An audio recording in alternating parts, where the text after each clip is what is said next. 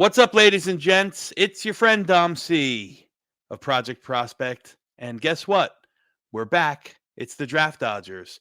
Another class to talk about, another positional group to talk about. Let's talk about some of those big nasties, those big mollies, the interior defensive linemen. Coming up on the Draft Dodgers.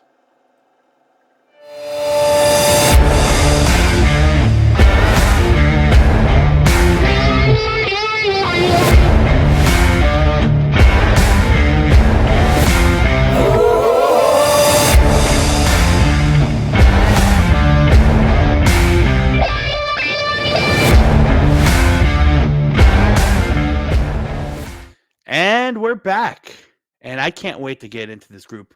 Listen, first and foremost, you guys know my esteemed co-host.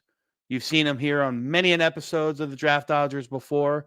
Let me, with no further ado, add Tigo from Talking Jets with Tigo. Tigo, how you doing today, man? Doing great. How are you? I can't complain, man. I love defensive linemen. That's in my wheelhouse, man. So I can't wait to talk about some of these guys. But we got We're a not little alone guest. today. We're not alone. We got a guest, somebody who that I've learned, I've met, and I've learned to really love his takes and really respect his views. He's been a guest on my show last year during this draft cycle, and I couldn't wait to get him back in. So without further ado, from JetNation, the one and the only, Glenn Naughton. Glenn, welcome to the Draft Dodgers, man. Glad to be here, guys. It's unfortunately, the draft has become a focal point for the Jets well before the end of the season once again. Yeah. But we follow it all year. Folks don't eat it up quite as much, but as the year winds down and a lot of teams start realizing their playoff hopes are coming to an end, the draft comes to the forefront for a lot of people. Yeah, and this cycle I think has been a lot of fun to dive into early. Truth be told, I probably got into it early, got into it deeper a lot earlier than expected. I'm in scout school, and so that plays a big part of it. So I've been asked and kind of been required to get into the film and really watch a lot more college football this year earlier than just my normal, hey, it's January, it's time to start talking about the draft. Like I've been in full bore since September, and I've probably got scouting reports on at least 75, 80 guys already completed with 3-4 games watch on all of them. So I'm totally vested. The chips are in the middle. I'm all in on this draft cycle, and I think it's going to be a good one, and especially with this group that we're going to talk about today. Like, Tigo and I have touched on the quarterbacks. Tigo and I have touched on the wide receivers. Last week we talked about the offensive tackles, and now it's time to talk about the flip side. We're going to talk about the big mollies, the defensive linemen. And when we talk defensive linemen, people, I'm not talking about the edge rushers. We're going to leave those alone. I'm talking about the guys, your 1 techs, your 3 techs, your 5 techs, even in your odd man front. The guys that bring the beef and really disrupt the game. Both, run in or pressure up the middle, so on and so forth. This class is an interesting one, guys. I don't know how you think, but my overall thoughts are not a lot of top-heavy talent. There's some names that, maybe, there's one, maybe two that you might hear come off the board early, round 1.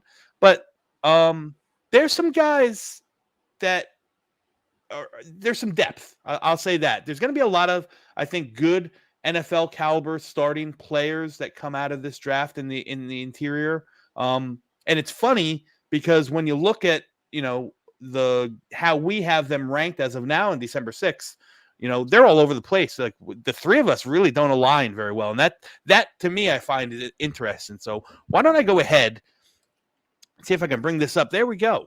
And you see our lists here. And again, folks, if you're watching this, this is December. This is going to change. We haven't had any of the bowl games. We haven't had any of the specialty games, the Senior Bowl, the Shrine Bowl, the Hula Bowl, all that stuff. The combines haven't happened. So, these lists are going to change by the time April comes. I'll speak for myself, but I think respectfully speak for Tigo and Glenn in that same situation. So the only common denominator is who we have here at the top in Jer'ZhanNewton. And then you go through the list, there's a lot of names that vary. Like, Tigo and I have Tavondre Sweat up a little higher than, say, Glenn, but Glenn has some guys on the board that didn't even make my top 10. And, full disclosure on my part, I haven't really delved into the Ohio State defensive side of the ball yet. So I haven't really watched much of Michael Hall. I haven't really watched much Tyreek Williams. So, again, this stuff is going to change, but there's some guys that can really affect the game, like I said, in a positive fashion at the NFL level, out of these 10 guys. Give me, Glenn, I'll start with you. Give me your overall thoughts on the interior defensive line class. Yeah, similar to what you said. I think that, of course, Newton is a guy who's the total package. There's really nothing he can't do. He's a disruptive player against the run of the pass. And I think he's the consensus of, if anybody's going to be a sort of an impact player right off the bat and have a long career, it would be him. And then after that, you have a lot of good players who will probably have, productive long careers as starters, but you don't see, at least for me, I haven't seen it consistently enough to think that they'll be anywhere near Newton's level, but you're still going to get some good players. I said before we started recording, and before I saw your list, I said that Sweat and McKinley, to me, I felt like I was pushing them down my list because I didn't want to have sort of a bias, because they are two of my favorites. And I'm thinking, am I ranking these guys really high because, like, my personal preference? And I tried to sort of avoid that, unfairly putting them up a board. So when I see that you guys have them as high as you do, like, maybe I'm not. Maybe it's not a personal bias. Maybe they really do belong in that class.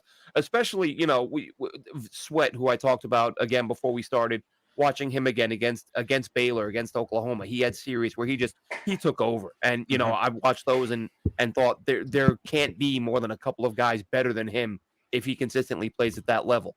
And just, again, some really good players, Michael Hall and Williams, guys who, as you said, you've not gotten into them yet. I've probably watched less of them than anyone else, but they did look really impressive when I did watch. So that may have skewed them up a little bit for me.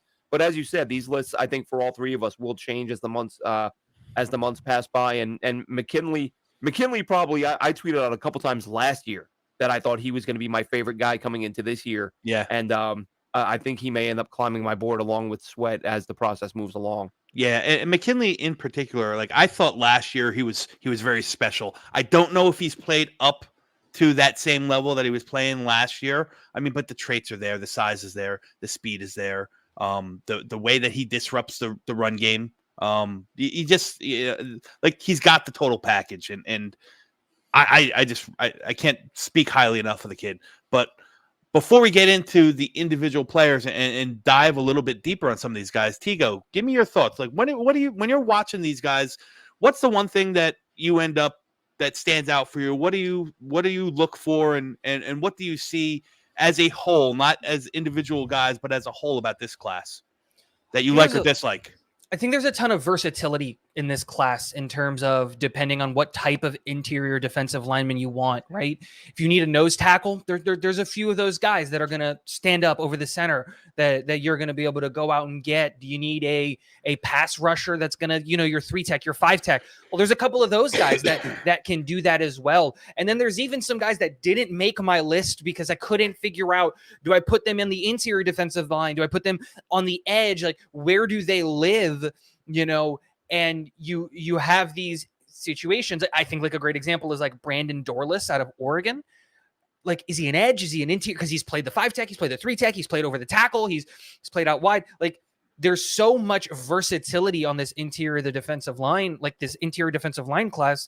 But I think you guys kind of hit it on the nose. Is there's one guy who's the guy, and then there's a bunch of guys, right? Yeah. That are going to be like, I don't know if we're going to see outside of Jer'ZhanNewton anybody that'll really be like a superstar, a household name.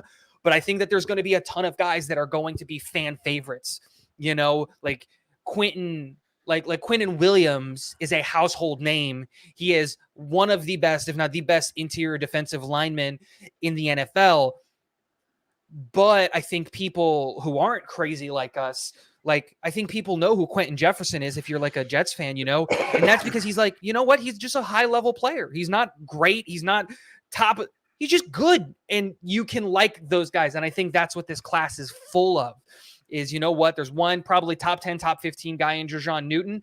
I don't know if another guy goes in the first round, but we can see anywhere from like 5 or 6 go in the, in the top, like the top 50? Now that might be too much, but you get what I'm saying? There's a lot of these guys that are going to be second and third round picks that you're going to get a lot of value of. And that's what I think stands out about this defensive line class, specifically in the interior. Yeah. So why don't we go ahead and just start talking about some of these guys, some of the guys that really stood out. And, if you don't mind, I think I'll take the honors and I'll talk about Jer'ZhanNewton a little bit. Like we said, I think that, there's one surefire first round pick in this class. And I think if he had come out last year, if he could have come out last year, it probably would have been the first defensive tackle taken off the board last year as well. And that's Jer'ZhanNewton from Illinois. He stands 6'3", 6'2", 6'3", just under 300 pounds. The thing that I watch and I like most about him, for a guy that big, the athleticism and the disruptive ability that he portrays time in, time out. He's different than a lot of these guys in this class. Like to me, he's that true penetrator, that true 3 tech, in an even man front that can go out and press the pocket vertically and get at the quarterback. Like I said, athleticism out the wazoo, explosive first step. He can shoot the gaps. He is flexible. He plays with a really good low pad level. He's got light feet. Everything that you want in quickness and short area burst, Jer'ZhanNewton can give you. And he does that stuff, and his quickness and his get off the line helps him become that run stop defender. I mean, there's time after time where I've watched film on Jer'ZhanNewton where I see him reaching the backfield and reaching the quarterback and the running back as they're, as the quarterback's handing off the ball to the running back. Like, he's just a man amongst boys in terms of speed and athleticism at the college level. He doesn't take plays off, puts in 100% effort, always, even whether he's on the ball or whether he's in pursuit. I like all that about him. Like I said, the burst and the closing speed that he plays with is something that's really, really special amongst all these players. As a whole, not the greatest class in the world, but I think Jer'ZhanNewton, in what he offers as an athlete and as that true penetrating 3 tech defensive lineman, stands head and shoulders above. Still needs to develop. Like, he relies mostly on being a much better athlete than the guys that are in front of him blocking him. He could still take some time and develop some more pass rush skills. Like, he doesn't counter very well. Doesn't have a really good go-to move right now. He just wins on athleticism alone. But that is so far above everyone else that he's been playing at the college level. So he's been able to win. To excel as a pass rush specialist from the interior, he's going to need to develop that. You need to anchor a little bit better at times too. He's not the strongest, but the NFL weight room and working with the coaches and getting his strength up and better probably can take on about 10 more pounds as well. I think that's going to help him immensely. Like I said,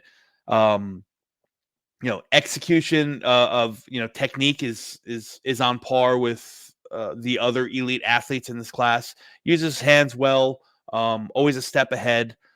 Just overall, just a really, really good football player. I liken him. I don't like to do pro comps all that well because this guy hasn't stepped foot in the NFL, but he reminds me of when I watched Ed Oliver come out of Houston.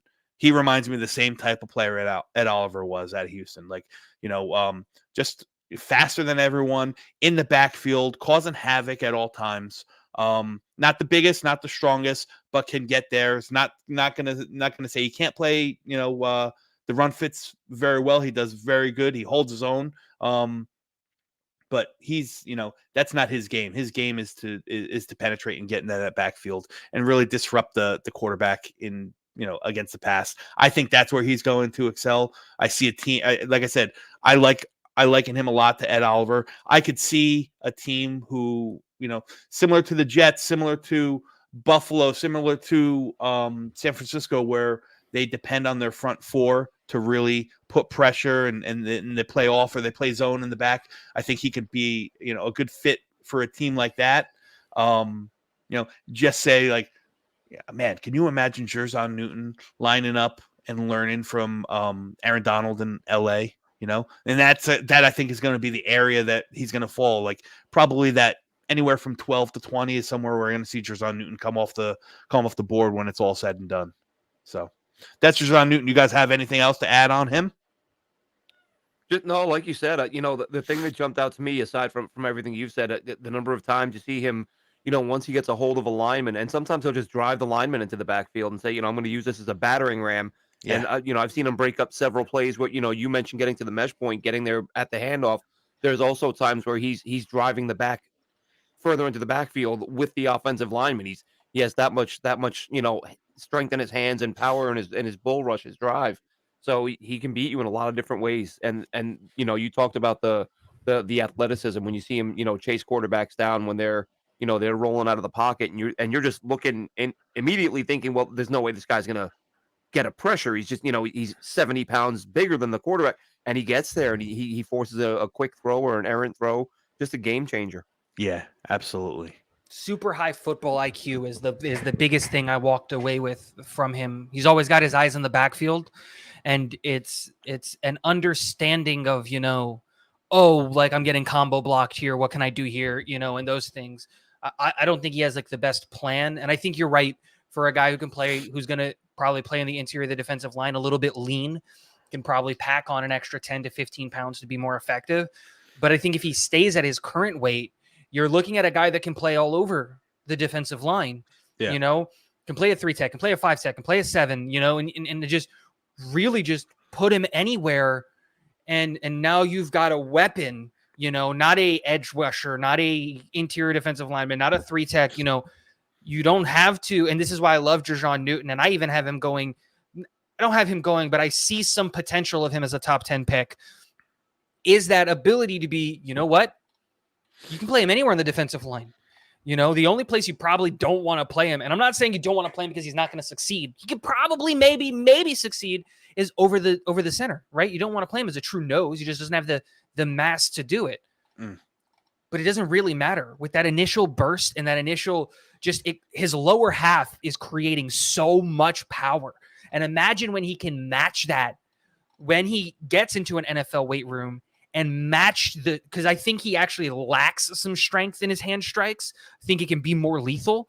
I think he's creating so much power in his lower half. Imagine when he partners that with true strength in his upper half. I think he can be a dominant player to whatever team he goes to. Yeah, and like I said, I really, really see a lot of Ed Oliver in his game. And that's exactly the player that Ed Oliver has become, right? He can get at the quarterback. He wins with, his speed and his, short area burst. He's strong enough to hold the line, but he's not going to, he's not going to be the guy that, you want consistently to take on double team blocks and split the double team, so on and so forth. You want him to get north and south and get at the quarterback and use his, high-end speed and athleticism to do it. It's exactly what I see in Jer'ZhanNewton. So I'm going to kick it to Glenn because I want Glenn to talk about, again, another one of my favorites in McKinley Jackson. Yeah, McKinley Jackson, Texas A&M product I first noticed last season. 6'2", 325, kind of a fire plug in the middle. Doesn't have that height that you see from a lot of DTs. But he's got that weight, allows him to anchor, and does a really good job of holding his ground. Wins at the point of attack with really great motor. He's a guy that I was really surprised, and this is, I'll watch a lot of film on a guy before I don't always take the time to go look at the stats because, as we know, the numbers don't always tell the whole story. Sure. And he's sort of a perfect example of that because I really thought, seeing how disruptive he was last season and going into this year. I think he was a little bit better last year on film, but still, still doing a really nice job this year. But it felt like he was making plays in the backfield constantly. The numbers don't back that up. 7 TFLs, 2 sacks last year, not huge numbers. 3 sacks and five TFLs this year. So the numbers don't match the tape. I'm more concerned with the tape, how disruptive is a guy, because sometimes you get these guys who are disruptive, but they don't put up the, what do they say? Disruptive, not productive, right? The Yeah. the fantasy stats aren't there, the big contract stats aren't there, but constantly living in the backfield. He plays the 0, he plays the 3. Coming in at 325 allows him to do that. Again, he doesn't have that prototypical height that you might want in the middle of your defense, but he's a guy who can line up. He can, again, even at 325, you see him get skinny, you see him shoot the gaps, get into the backfield, penetrate, disrupt running backs. He's a guy, like I said, I kind of tweeted out a couple of his highlights last season. And then during the offseason, saw a few, some scouting community folks, Jim Nagy, Senior Bowl, Eric Galco from East West Shrine. I'm sure they both were tweeting out some of his plays, saying he was a player to keep an eye on. So again, watching him into this year, I think he's done a really nice job. I could see him, when you're talking about a guy like that, I look at like somewhere like New England, where, that versatility that they love and having that ability to anchor up front. Not that I want to see him playing against the Jets. I love the idea. A point you made earlier, Dom, that I think is so important to this is a lot of these guys are sort of projected to go, sort of second, third round. He's a guy, McKinley, McKinley Jackson, if he hangs around that long, I would love to see him next to Quinnen Williams. Like, that Oh would be my God. fantastic. Those two guys That's together. my dream scenario. Yeah, Is that, yeah, and like I said, I probably have him low because I didn't want to seem like I was playing favorites with the guy, but him next to Quinnen Williams would be absolutely phenomenal. Again, especially I think I looked at it at PFN. They have him ranked in like the 70s or 80s in terms of in total rankings for all players. Mhm. So if he's there in that round and the Jets have a chance to grab him, or like I said, a team like the Patriots, an attacking front, an aggressive team like the Lions, somewhere like that, he could be a good fit because they're building a monster front up there, and I'm sure they would love to just keep stocking up Yeah. and keeping the pressure on opposing quarterbacks. But yeah, McKinley Jackson, in terms of, like I said, the ability to penetrate, the ability to disrupt, and the ability to anchor up front with that 325-pound frame can be. I think he's going to be a good starting player. Yeah, and I'm looking at my notes on McKinley Jackson. You hit the nail on the head for exactly what I have. Stout. I have stout anchor, locates ball quickly while still holding ground. Excellent stack and shed ability. Disciplined, plays with gap integrity. Strong hands. Good hand fighter. Good. Good action with his upper body. And I agree with your point that I thought last year he kind of flashed a little bit more. Now, I don't know if that's a him kind of regressing in his play, or maybe he was just asked to do something a little bit different this year. He definitely played a little bit heavier this year, and it definitely played a little bit less off of that 3 tackle, and you saw him a lot more at 0 and 1 this year. I mean, Texas A&M was, they're all over the place a little bit. So, man, I tell you, when I say I would love to have him come in and be that, Al Woods replacement, that maybe rotate in there with, Perion Winfrey on rundowns and then he can still hold his own and affect the game, pushing the pocket vertically, strong and so on and so forth. Yep. I love the kid. I absolutely love the kid. And he's a guy that I have a huge circle on, if we stay and pick in that, low 60s, high 60s, low 70s area. If he's still on the board, I think you got to talk to him. I think you got to have that conversation. Yeah, I've taken him and Sweat in a few mocks that I've done because either one of those two guys in the middle with Quinnen would just be. And listen, I know there are a lot of Jets fans who cringe at the thought of any defensive player being drafted, but the fact of the matter is they have holes on both sides of the ball. They're going to have to address DT. They're going to have to address safety at some point. And if they're going to take one, those would probably be the guys. Sweat and Jackson would be my top 2 choices. Yeah, absolutely. There's another good name on the board that I think is gaining a lot of steam recently. I think people are realizing how good he is, and there's actually a good pair of them down there in Austin in for the Longhorns, and that's T'Vondre Sweat. So Tigo, you wanna touch on T'Vondre a little bit? Oh yeah, T'Vondre is my favorite interior defensive lineman in this draft class. Not in terms of like I think he is the best, because I don't. Like we talked about Jer'ZhanNewton and how dominant he is, but all of the things that you guys are saying about Jackson McKinley and McKinley Jackson, sorry, I love the idea of McKinley Jackson. I think he's built like a brick and can shoot the gap, and that's great. But when you're talking about a guy that I want partner next to Quinnen Williams, it's T'Vondre Sweat. When you're talking about just a mammoth of a human being, 6'4", 360 pounds. And when you hear that stat line, you probably think, okay, like this guy's just there to stop the run. Like that's all he's going to do. And let's not get it twisted. He does that exceptionally well. When you ask him to take a combo block up the middle and just has an incredibly great understanding of leverage and how to use it. And even at 6'4", what do you always hear on the offensive line and on the defensive line? Low man wins, right? And at 6'4", 360, you should not be able to get as low as he does. Yeah. And he does it consistently. But he's not just a run stuffer. Like that's not what he does at like that's it doesn't end there. When you're talking about a guy who's a net positive in stopping the run, but also a net positive in the pass rush, I think that's what T'Vondre Sweat is. Now, there are things that I think he needs to work on. And I think this year, I think beyond a shadow of a doubt, I might be biased saying this, I think T'Vondre Sweat's been the best interior defensive lineman in the nation this year. But he still has a lot of things that I think he definitely needs to work on. I think the biggest thing that I'm going to come out and say is I think he's very raw as a pass rusher when it comes to having a pass rushing plan and really going to a secondary move and all of that stuff. Again, I and another thing I didn't even mention, like just dude's just stronger than you, right? Like when it comes to like, that's just a fact. Doesn't matter. His like, not only is he creating in immense amounts of powers with his legs, but if he can get his hands to your chest, the rep is over. You just lose the rep. And so I love the idea of getting Sweat. And just like you said, now you're talking about an interior of the defensive line, like specifically to the Jets, where you got Quinnen Williams who's going to do everything and as a 3-tech, as a over the tackle, like he can do everything.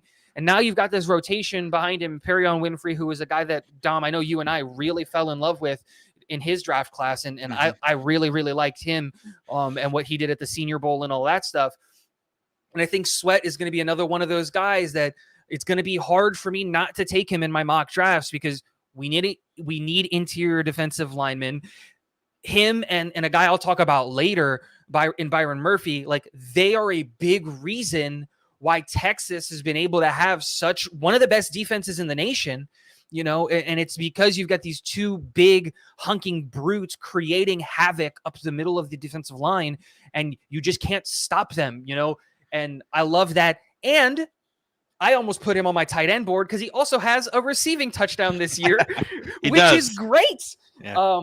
I thought that was just, you know, he actually, this is where I was like looking into it just for the fun fact. This is not the first time he's played offense. He has 3 offensive snaps last year and 3 offensive snaps this year. Talk about a versatile player, can come in on the goal line, create some push, and the man's got hands. You're drafting an interior defensive lineman, a 6th offensive tackle, and a tight end all in one. T'Vondre Sweat for president. Yeah, I've seen reps. I don't know if it was this year or last year where they actually in goal line situations line him up like Refrigerator Perry as the fullback as the lead blocker. And that's a big dude, 360 pounds. What I get from Sweat, and where I'm going to disagree with you a little bit, and selfishly I would love him, to be on my New York Jets. But I think he's probably better fit as a true nose guard in an odd man front, so he can 2-gap and so on and so forth. But what I get from him is a man that big shouldn't be as nimble and as play with such light feet as he does. Right. I agree that, he does create havoc in the backfield with his pass rush, but it's not because of his pass rush technique. I think he just moves people better than a lot of people in this class. Like he doesn't offer a wide array of pass rush skills. I don't know if he has a plan. It's a work in progress. It's probably just, see ball, get ball. But yeah, man, like I said, gap, gap integrity, two gap responsibilities. I think that's where he kind of falls in, and he's going to be really, really good at it. Glenn, you have anything on Sweat? I know you like him as well. Yeah, like I said, I could easily, and as I said before we started, I think that Sweat and McKinley are probably guys that I would move up before the draft comes, and that was my big thing with him is that, and for if you've not seen him, I don't know, Tigo, it sounds like you've seen a fair bit more of him than I have. I've watched a handful of his games, but to me, against Oklahoma, he was absolutely phenomenal this year. There were entire drives where every now and then you see a player and you're like, I think he got every tackle on that drive, or not. If not every tackle, he get a TFL, and then he tip a ball at the line of scrimmage for an incomplete pass, and then basically affecting every play for long stretches. I thought he was very good against Baylor as well. So he had some really monster games. I haven't watched the entire Alabama game yet. I actually was watching it earlier today. But yeah, the fact that he's that big, you would think, okay, he's that guy in the middle that just eats up space. But no, he will collapse the pocket too and make life miserable for your quarterback. Yeah. Yeah, for sure. If I listen, could recommend a game to watch him, this is for anybody. I think the Kansas State game he had this year is a game where he just dominated. He just came in and he just dominated, like for like 40 snaps. He just didn't care what was in front of him. And it's like what Dom said. He saw ball and he went after ball and he got ball. And he's definitely, like I said, he's raw. But Kansas State, if you have the second to watch those, I would like I said, he dominated. Yeah. Well, listen, somehow, some way, we've knocked off the top 3 guys on my list. And that wasn't purposefully, people. That just happened to be that way. So I'm just going to go ahead and continue down my list. And I'm going to talk about a kid from Clemson who I like and probably has the hardest name in this draft class to say. And that's Rook Ahoroho. Rook Ahoroho. That's it. Pain in the ass. I'm going to call it. I'll tell you, the first time I saw that name, I thought, oh my God, I'll never be able to say this one. It's Orhoro. So anyhow, better known as Rook moving forward. Again, another kid that I really, really, really, really like. Probably not at the same level. He is a little bit more raw and definitely needs a little bit more time and some polish. Another big kid, 6'4", just under 300 pounds. He's a redshirt senior. He had he had a torn MCL as a sophomore, took a redshirt year. But has been on good defenses all along at Clemson. Played next to Tyler Davis, who's another really, really good player. I think what I like about Rook, just naturally, he's got that natural, just God-given, just brute strength. And he plays with it. His run defense is very stout. He's strong and technical with his hands. Again, another guy who stacks and shed blockers quickly and effectively. Super disruptive against the run. Always in the backfield. He's a menace for somebody to handle one-on-one. And he holds his ground well enough and anchors down good enough to eat up double team blocks when he's asked to.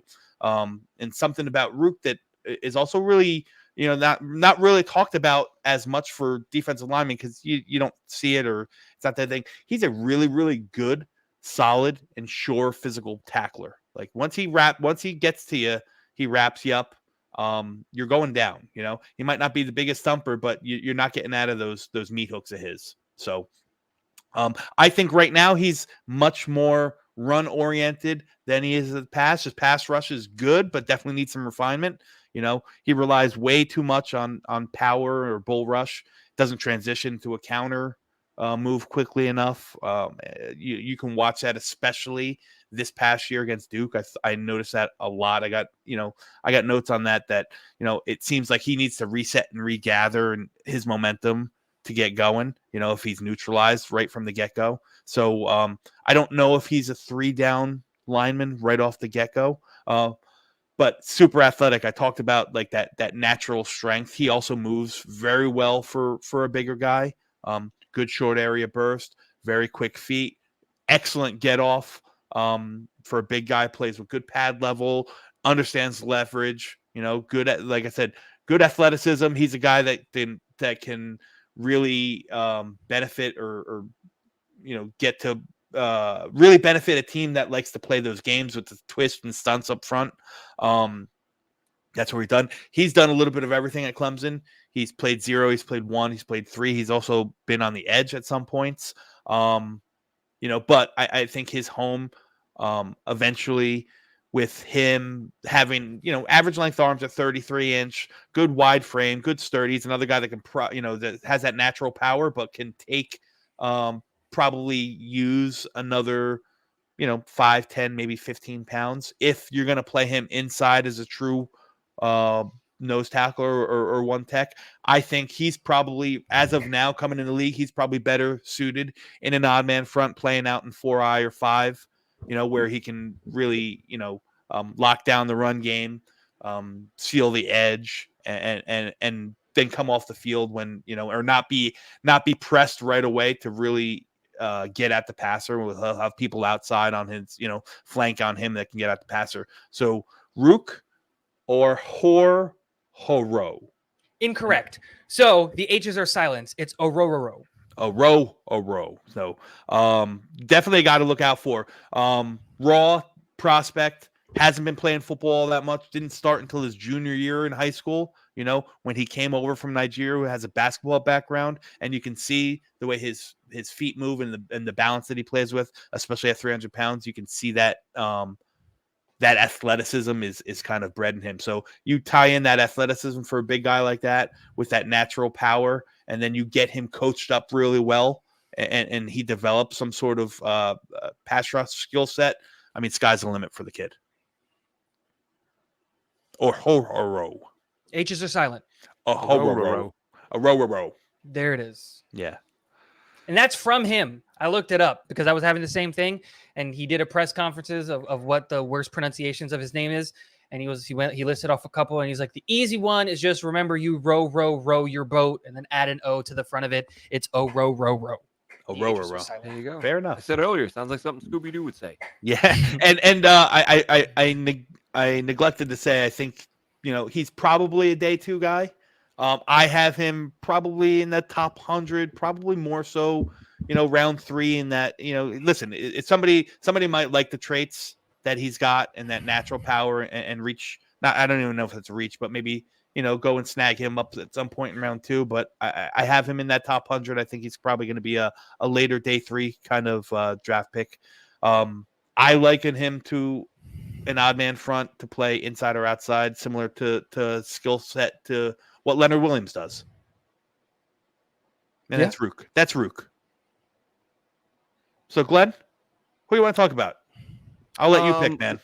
Let's go with we cover the Jets a fair bit, so let's go with a legacy. Let's go with Chris Jenkins Jr.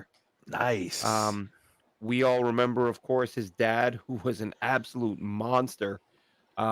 He was just one of those linemen that just used to ragdoll guys in the middle, right? I remember Rex using him a couple times, having him pop up out of his stance, drop back a few yards, get a running start. I think he did it against the Texans, and just obliterated their center, knocked them for a loop into the backfield, and just Chris Jenkins was so much fun to watch. Injuries, of course. When you're 340, 350 and getting banged around as often as he was, I guess it's tough to play as long as you would have liked him to, but fun to watch and a great character. Fun to, hearing him during training camp going off on the offense. He was a guy you wanted mic'd up. So now his son, Chris Jenkins Jr., Michigan defensive lineman, far different build, more linear, leaner guy, checks in at 305 pounds. I believe he's 6'4", just over 6 foot, 305, and plays. He's also a D lineman, but unlike his dad, he's not playing the nose a whole lot. He's more of a sort of a 3-tech, 5-tech a little bit from time to time. Really good hands at the point of attack. Does a nice job controlling, maintaining control while he's. I did see a few plays where he maybe didn't track the ball as well as you would like. But he was able to sustain control of the lineman in front of him and get to the ball when he was able to locate it. Yeah. Not a great pass rush. I don't think he's gonna be a guy who racks up a ton of sacks, but he's gonna be one of those sort of a guy who can. He may not do anything great, but he's gonna do everything really well. He's gonna be fundamentally sound against the pass, fundamentally sound against the run. We've seen that at Michigan with him. He's played. I had his snap count up here a second ago. I think he's yeah, so he's played 170, 180 snaps at on the interior at tackle, and then at the end spots, he's played another 130, 140 snaps out there. So Michigan's been moving him around a little bit. And I think that, again, teams like just any team that likes to employ heavy rotation along the defensive line without compromising, having a guy that you can play a little bit inside, a little bit outside, not lose a lot in terms of talent and keep guys fresh. I think that would be an ideal scenario for him. Again, Michigan product, so he will have played a lot of games, a lot of big games against some high end opponents, and of course has the bloodlines. So, as you would expect, about a sideline to sideline as a D lineman can get. Yeah. Anyone who plays with those bloodlines is gonna have an impressive motor, which he most definitely does. Yeah. My notes on Chris Jenkins, the first thing I have is, and I wrote in my notes is, what is he? And I think you hit that nail on the head. I don't know if he's a true interior guy. I don't know if he finds his home on the outside of an odd man front and five tech. Michigan plays him a lot, outside in a what we would consider like a wide nine. So he bounces all over the place. I think he does everything good, but he's not excellent in anything. That's what I got. Trades, master of none, right? Exactly. Jack of all trades, master of none. There's outside of the, listen, he's got a motor that doesn't quit. Like I said, he's got enough power where he can collapse pockets and stuff like that, split double teams and so on and so forth. But there's just not one thing that I've seen in Chris Jenkins that there's not that one trait that I salivate or I fall in love with. I think he can develop that. I think he's going to be a guy that's probably develops, if he puts in the work, which the lineage and the bloodlines are there. If he puts in the work, he's going to develop into a much better pro than he was college kid.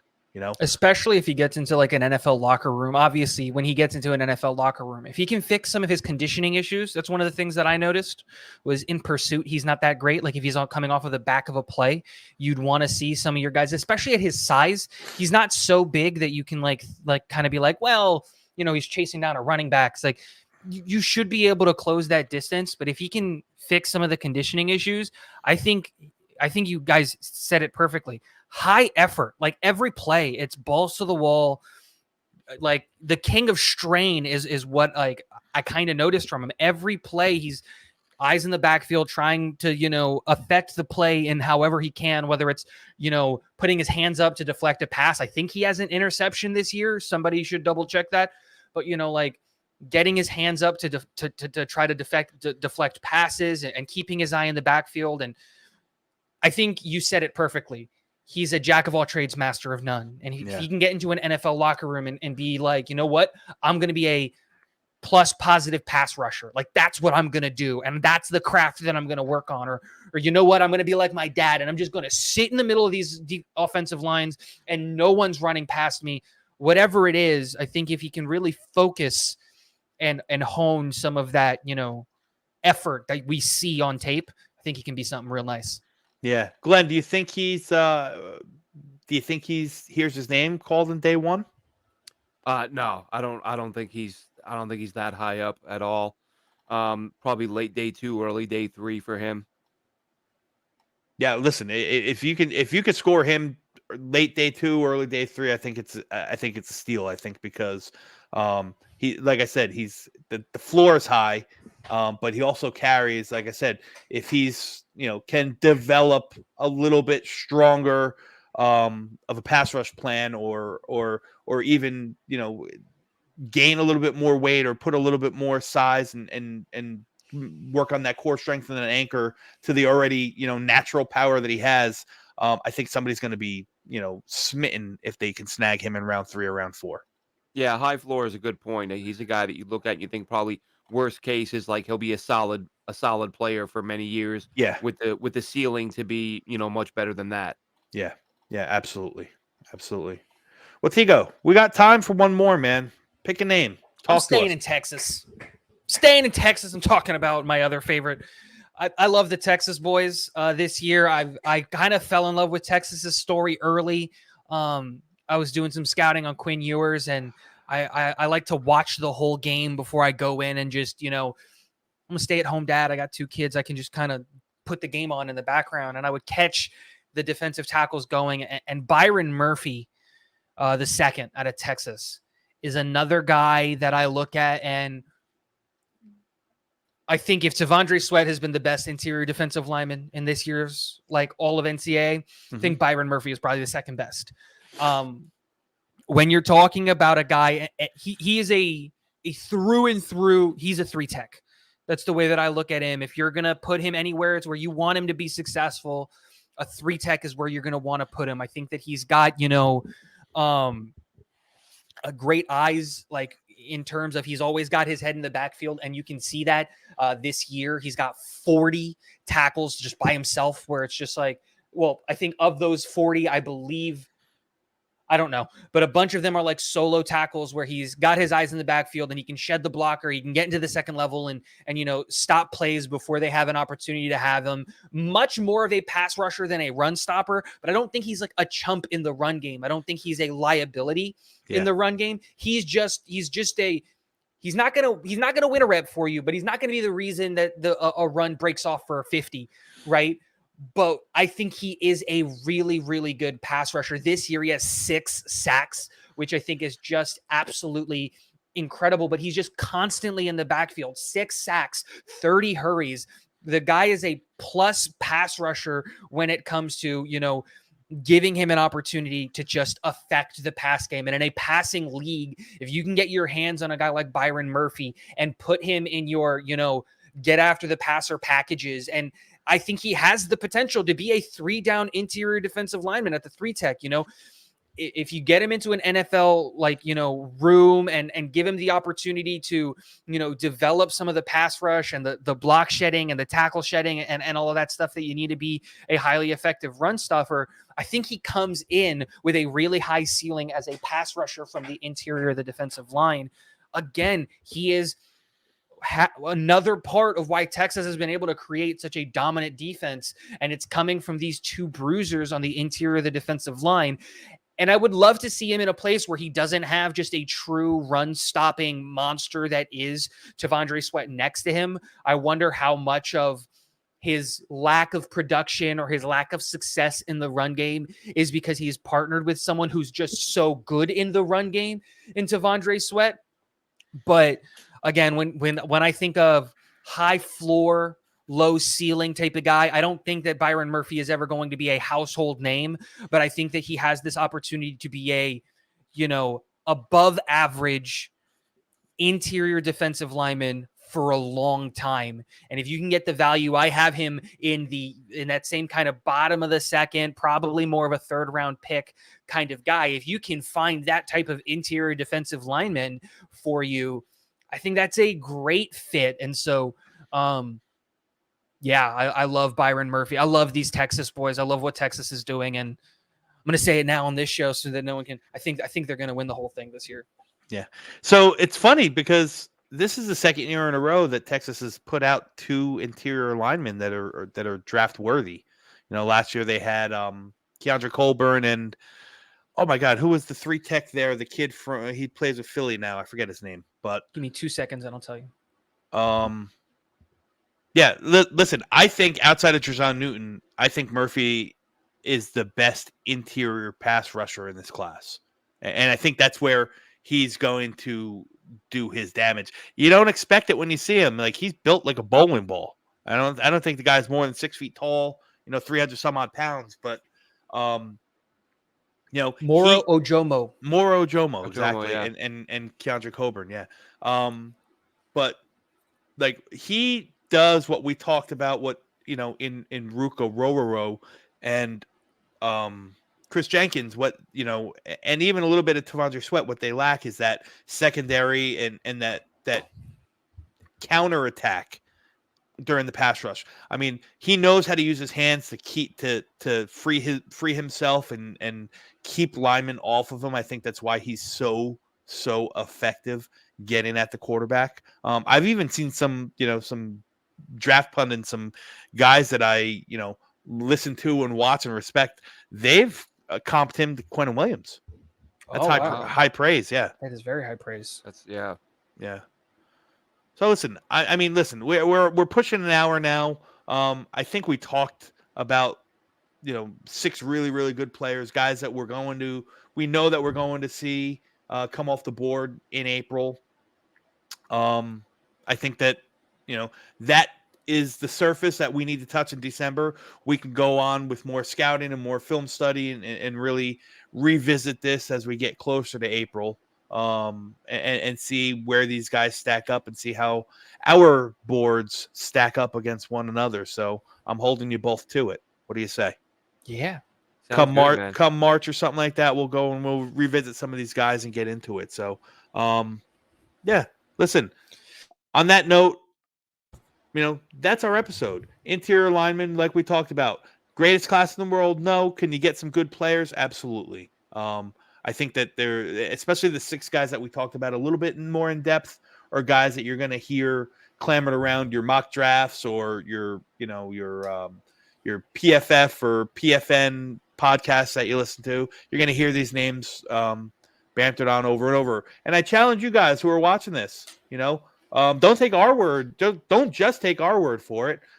Go turn on a college football game and watch it and make your own judgments on it. That's what this is about. We want to bring some information to you guys so that you can go in there and make a educated assessment for yourself. So on behalf of Tigo, Glenn, I really want to thank you for taking the time, cutting the time out and talking ball with us for a little bit. Yeah, my pleasure, man. And got to have you guys on once we start doing more draft stuff on our show. I think right now we're going to start incorporating sort of a few minutes at the end of each show. But obviously as the draft rolls closer, we'll be doing a ton of it. Yeah. And you can always JetNation on YouTube. You can follow Glenn, who's very active on Twitter. What is it? Is it JNRadio_Glenn? That's it. Yeah. Glenn with 2 N's, JNRadio_Glenn. With 2 N's on Twitter. You guys know where to get Tigo, Talking Jets with Tigo on YouTube, at Jets with Tigo on Twitter.